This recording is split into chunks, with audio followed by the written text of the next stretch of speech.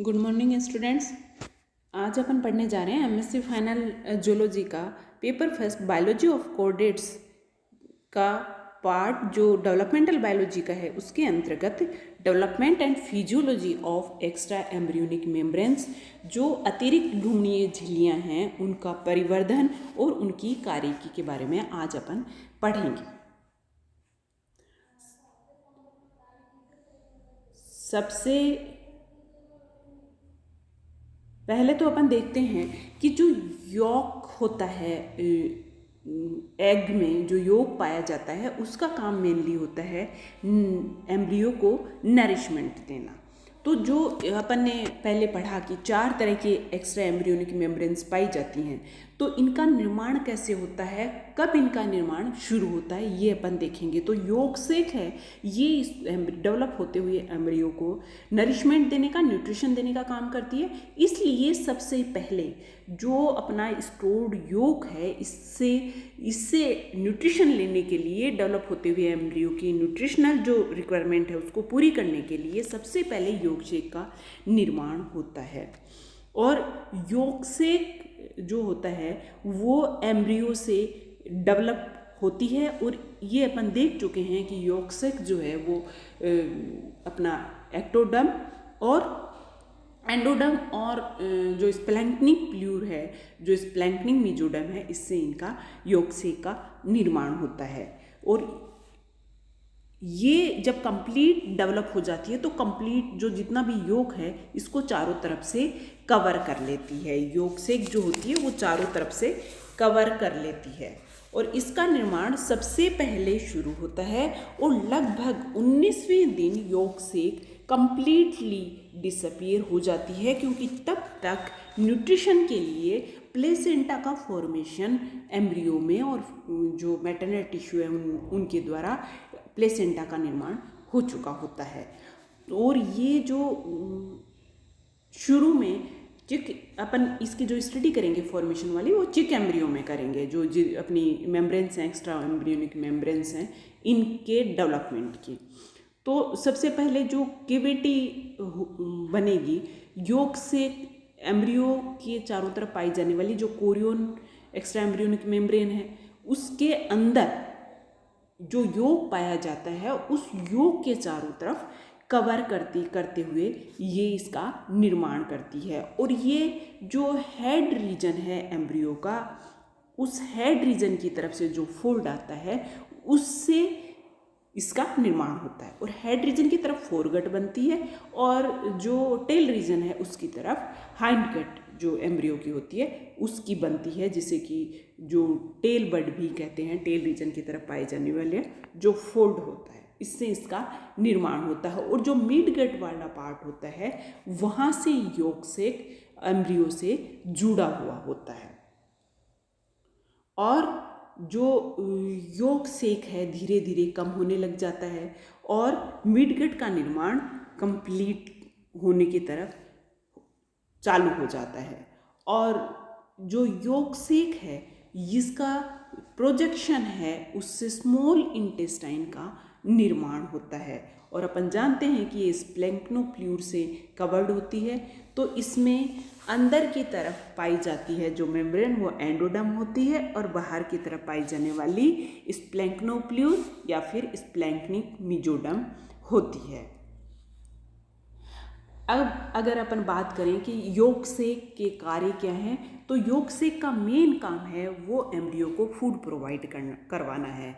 Endoderm जो होती है यॉक सेक की, वो कुछ एंजाइम्स, डाइजेस्टिव एंजाइम्स सीक्रेट करती हैं, जो कि यॉक को डिफ्यूजिबल सब्सटेंसेस में जो कि डिफ्यूज हो सकें, जो कि न्यूट्रिशन देने के लिए एम्ब्रियो तक पहुंच सकें डिफ्यूजन के द्वारा, उनका निर्माण ये जो एंडोडर्मिक जो पार्ट है यॉक सेक का उसके द्वारा सीक्रेट किए गए एंजाइम्स के द्वारा किया जाता है।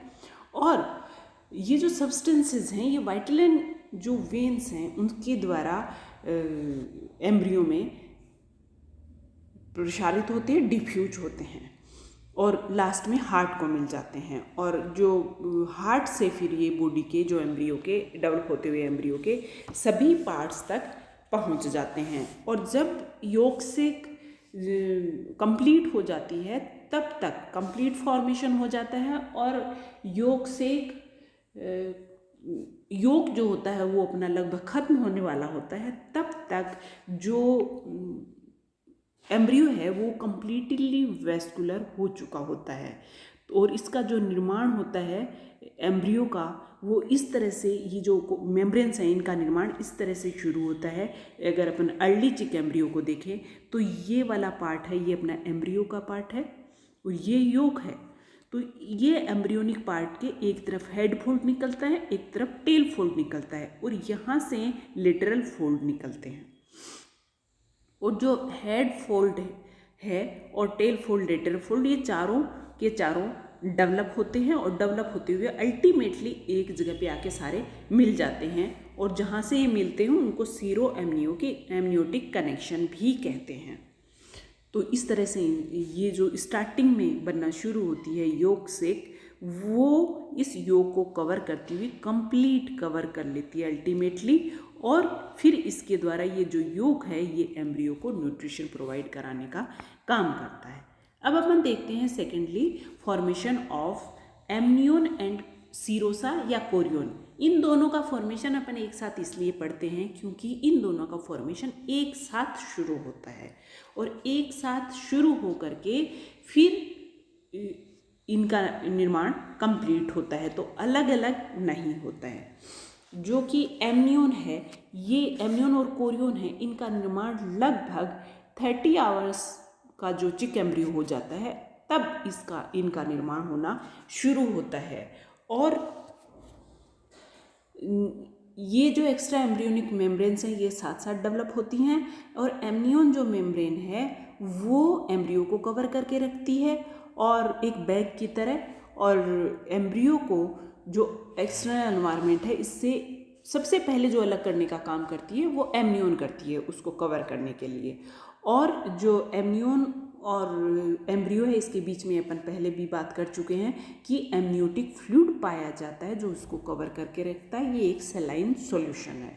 और जो एमनियोन है जिसका एमनियोटिक फ्लूइड है, और ये एमनियोटिक फ्लूइड मेम्ब्रेन और एम्ब्रियो दोनों के द्वारा इसका सीक्रेशन किया जाता है। तो इसका जो काम होता है मेनली वो होता है एम्ब्रियो को फिजिकल फोर्सेस के अगेंस्ट, प्रेशर्स के अगेंस्ट इसको बचाना, प्रोटेक्शन करना। मेनली कोई किसी भी तरह का यदि कोई शॉक लगता है तो उससे उसका जो प्रोटेक्शन है वो करने का काम करना। और ये जो एमनियोटिक वॉल है उससे उसको चिपकने से भी बचाता है। रिदमिक मूवमेंट जो एमनियोन में चलते रहते हैं जिसकी वजह से उसमें ये फ्लूइड फ्लो होता रहता है। और ये इसके बाद क्या होता है कि कोरियोन का जो निर्माण होता है वो भी इसके साथ साथ हो रहा होता है। सबसे पहले एमनियोटिक हेड फोल्ड का निर्माण होता है, जिसे कि एम्ब्रियो से जो फोल्ड निकलता है हेड की तरफ उसको अपन एमनियोटिक हेड फोल्ड कहते हैं, जो कि इस तरह से इधर से निकलता है। उसके बाद लेटरल फोल्ड दोनों तरफ से निकलते हैं और उसके बाद लास्टली जो टेल फोल्ड है उसका निर्माण होता है और फिर ये बढ़ते हैं, इसको चारों तरफ से कवर करते हैं। और चारों तरफ से जब कवर करते हैं अल्टीमेटली एक जगह ऐसी आती है कि क्योंकि हेड फोल्ड है उस और लेटर फोल्ड ये पहले बनना शुरू होते हैं और टेल फोल्ड का निर्माण थोड़ा इनके बाद होता है, थोड़ा डिलेड इसका फॉर्मेशन होता है। तो जब ये आपस में जहाँ मिलते हैं उसको सीरो एमनियोटिक कनेक्शन कहते हैं। और वो कनेक्शन जो एम्ब्रियो होता है उसके मिड पार्ट के टेल रीजन की तरफ थोड़ा पीछे की तरफ होता है। वो इसलिए क्योंकि टेल फोल्ड का निर्माण लास्ट में हुआ और फिर जब तक टेल फोल्ड का निर्माण होकर वो मिड में पहुंचने वाला होता है उससे पहले ही जो हेड फोल्ड होता है वो मिड पार्ट से आगे की तरफ क्रॉस कर चुका होता है क्योंकि उसका निर्माण पहले हुआ था। और फिर जहाँ वो आपस में मिलते हैं उसे अपन कहते हैं एमनियोटिक सीरो कनेक्शन। और अब जब ये आपस में मिल जाता है तो बाहर वाली जो मेम्ब्रेन होगी वो तो अपनी कहलाएगी कोरियोन और जो अंदर वाली एमनियोन कहलाएगी। और इसमें एक डिफरेंस मेन होता है कि जो कोरियोन होती है उसमें बाहर की तरफ एक्टोडर्म होती है, अंदर की तरफ मीजोडर्म होती है। लेकिन जो एमनियोन होती है उसमें बाहर की तरफ एक्टोडर्म होती है और अंदर की तरफ मीजोडर्म होती है, जिसे कि अपन सोमेटिक मीजोडर्म कहते हैं। और लगभग इंक्यूबेशन के 48 आवर्स पे जो एमनियोटिक टेल फोल्ड है उसका निर्माण होना शुरू होता है, जबकि 30 आवर्स पे ही शुरू हो जाता है अपना जो हेड फोल्ड है उसका निर्माण। इसलिए मैंने आपको बताया कि वो जो उनका कनेक्शन है सीरो एमनियोटिक कनेक्शन, वो थोड़ा सा पीछे की तरफ होता है जहाँ पे वो मिलते हैं दोनों, और ये होता है लगभग जो इंक्यूबेशन के 4th डे। 48 आवर्स में टेल बड का निर्माण हुआ, टेल फोल्ड का निर्माण हुआ, और 4th डे में ये आपस में मिल जाते हैं और ये कवर कर लेते हैं और दोनों मेम्ब्रेन का निर्माण हो जाता है, जिसमें कि 2 लेयर से मिलके बने हुए होते हैं, इनर लेयर और आउटर लेयर एमनियोटिक फोल्ड के। आउटर लेयर कोरियन कहलाएगी, इनर लेयर जो होगी वो अपनी एमनियोन कहलाएगी। और अगर अपन ये देखें कि इनके कार्य क्या होते हैं एमनियोन और कोरियन के, तो फिजियोलॉजी अगर अपन देखें तो एमनियोटिक फ्लूइड, एमनियोन के कार्य अपन देख चुके हैं कि एमनियोन ये एम्ब्रियो को ड्राई होने से बचाती है और ये एक कुशन की तरह इसको प्रेशर और मैटरनल ऑर्गन से मिलने वाली प्रेशर्स और बम्प से बचाती है। ये जो टेम्परेचर और प्रेशर है इसको मेंटेन करके रखती है, और बैक्टीरियल इन्फेक्शन से भी जो एमनियोन है, एमनियोटिक जो फ्लूइड है वो बचाता है। फिटल मूवमेंट्स को भी ये परमिट करती है।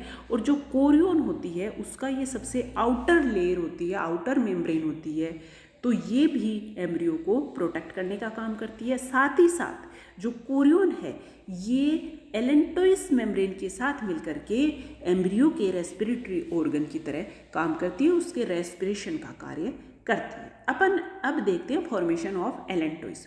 जो एलेंटोइस मेम्ब्रेन है उसका जो फॉर्मेशन है वो सबसे लास्ट में होता है, और ये इसका निर्माण एम्ब्रियो से होता है, एम्ब्रियो की गट से इसका निर्माण होता है। इंट्रा एम्ब्रियोनिक पोर्शन से भी इसका पार्ट बनता है एलेंटोइस का।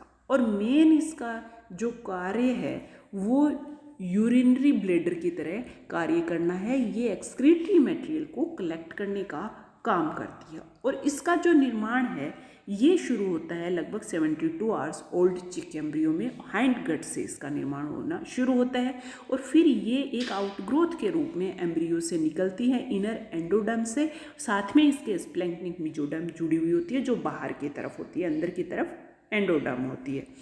और ये एक्स्ट्रा एम्ब्रियोनिक सीलोम में बढ़ती हुई उसको पूरा कवर करके अल्टीमेटली ये एमनियोन, योक्सिक एमनियोन और कोरियन, इनके बीच में जो स्पेस है उसमें ये फैल जाती है। जैसा कि अपन डायग्राम में भी देख सकते हैं कि इनका ये जो अपनी एलेंटोइस है उसका निर्माण किस तरह से होता है। तो एलेंटोइस है ये जो पार्ट है ये अपनी योक्सिक है, ये एमनियोन है, और ये बाहर की तरफ कोरियन है। तो ये जो पार्ट बचा हाइंड गट में, इसमें ये फैली हुई फॉर्म में पाई जाती है। तो इसका जो निर्माण है ये 72 आवर्स ओल्ड चिक एम्ब्रियो में होना शुरू होता है, और ये इस तरह से फैल करके इसका निर्माण हो जाता है। और जहाँ से ये जुड़ी हुई होती है एम्ब्रियो से उसको एलेंटोइक स्टॉक कहते हैं, और एलेंटोइक स्टॉक से अल्टीमेटली अम्बिलिकल कॉर्ड जो है उसका निर्माण होता है। और ये एक्स्ट्रा एम्ब्रियोनिक जो सर्कुलेशन है उसका कार्य भी करती है, क्योंकि इसमें एलेंटोइक आर्टरीज और वेन्स पाई जाती। अब अपन देखते हैं फंक्शंस ऑफ एलेंटोइस।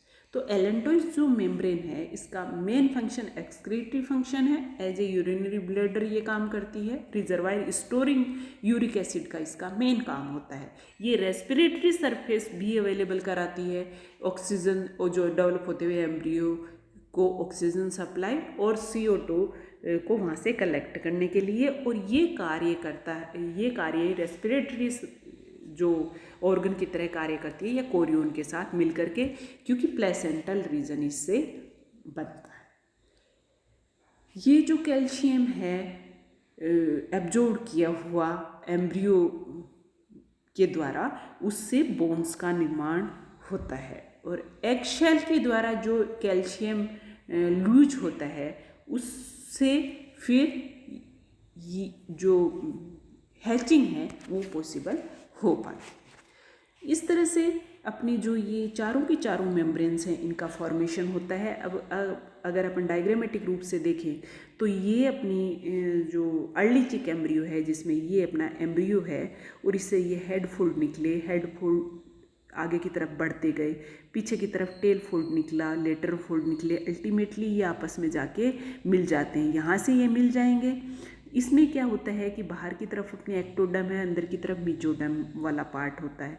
तो ये जहाँ से मिल गए तो बाहर वाली लेयर और अंदर वाली दो लेयर बनेंगी। तो बाहर तो पूरे एम्ब्रियो को कवर करने वाली लेयर कोरियन हो गई और जो अंदर वाली है ये एमनियन हो गई, जिसमें बाहर की तरफ मेसोडर्म है और अंदर की तरफ एक्टोडर्म पाई जाती है। और योक को चारों तरफ से कवर करने वाली जो मेम्ब्रेन है ये योक सेक होगी और फिर अल्टीमेटली हाइंड गट से निर्माण होता है। तो ये एलेंटोइस का निर्माण होता है जो कि एक्स्ट्रा एम्ब्रियोनिक जो सीलोम है इसमें ये फैल जाती है। और फाइनली जब इसका पूरा डेवलपमेंट हो जाता है तो ये अपना जो चिक एम्ब्रियो में एक्स्ट्रा एम्ब्रियोनिक मेम्ब्रेन्स इस तरह से दिखाई देती हैं, जिसमें ये अपना कंप्लीट एम्ब्रियो है, यहाँ से ये जुड़ा हुआ है जिसमें कि योक सेक, और ये अपनी है एलेंटोइस, और इसके चारों तरफ ये एम्ब्रियो के चारों तरफ एमनियन और बाहर की तरफ ये अपनी है कोरियन। इस तरह से ये जो चारों के चारों एक्स्ट्रा एम्ब्रियोनिक मेम्ब्रेन्स हैं इनका निर्माण चिक एम्ब्रियो में होता है। आज का अपना टॉपिक यहीं ख़त्म होता है। अपना ध्यान रखिए, अपनों का ध्यान रखिए। कोरोना से बचाव के उपायों को सीरियसली काम में लीजिए, उनका उपयोग कीजिए और किसी तरह की लापरवाही मत करिए, क्योंकि ये अपनों का, अपनी और अपनों की ज़िंदगी का सवाल है। अभी इसका कोई वैक्सीन नहीं आया है, इसलिए बचाव ही इलाज है। पढ़ाई भी करते रहिए। Thank you.